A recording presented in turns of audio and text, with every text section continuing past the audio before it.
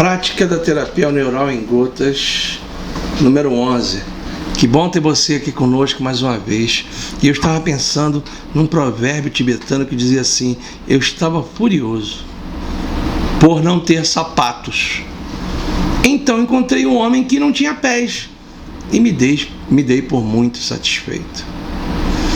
A consciência foi atingida nesse provérbio não pela satisfação de não estar no ter ou não ter o pé, mas sim na percepção do outro, na percepção que você muitas vezes está muito melhor do que o ser que está ao seu lado.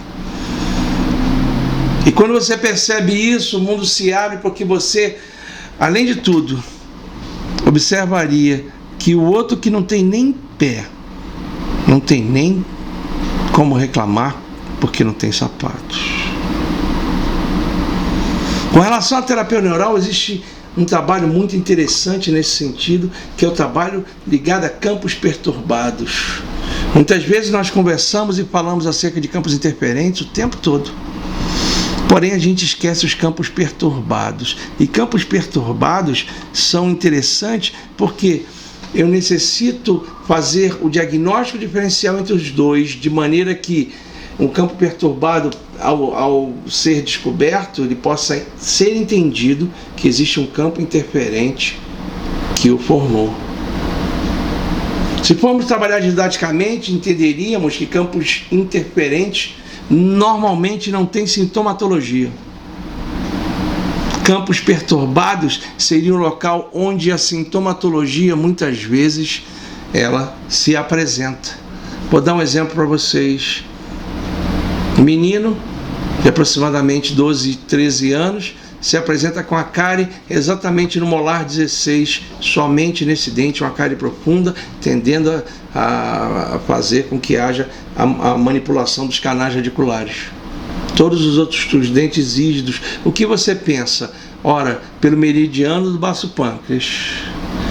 O pâncreas deve ter sido um campo interferente com dificuldades, principalmente na resposta autoimune com relação às ilhotas de Langerhans. E com isso, fazendo com que o dente estoure e tenha a sintomatologia. O pâncreas é o campo interferente, o dente é o campo perturbado. Quando você vai observar, as enzimas pancreáticas se esgotam e a dor intermitente desse molar te mostra que realmente o pâncreas está com problemas. O pâncreas, por ser o campo interferente, é necessário que haja o tratamento dele, e o tratamento dele se dá pela tonificação ou pelo estímulo do meridiano desse órgão.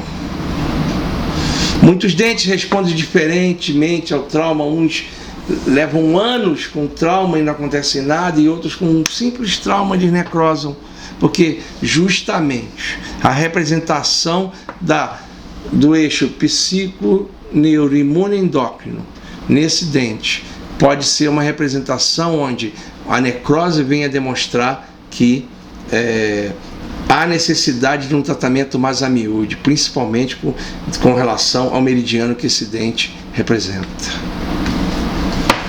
Muito bom. Outro exemplo típico que a gente observa é quando nós temos sinais simpáticos perturbadores que podem causar vasoconstricção, desencadeando contração muscular crônica. E essa contração muscular crônica pode resultar em dores de cabeça, de tensão intermitentes e espasmos musculares. Normalmente, os campos interferentes não doem, todavia, os campos perturbados têm sintomatologia dolorosa. O campo interferente pode ser uma cicatriz no braço, levando a cefaleias horrorosas, levando a dores de cabeça incríveis. Então, determinar quem é campo interferente, quem é campo perturbado, é muito importante, porque através dos testes autonômicos nós temos essa possibilidade, porque o campo interferente tem que ser combatido. E não podemos nunca pensar que, por causa da falta de sintomatologia, ou por causa da sintomatologia, a gente possa confundir os dois. Assim, o que é melhor? Não ter sapatos? Não ter pés? Ou ser plenamente consciente? Estamos realmente conscientes dos fenômenos clínicos do dia a dia? Obrigado pela oportunidade e a gente se vê amanhã no número 12. Vão em paz.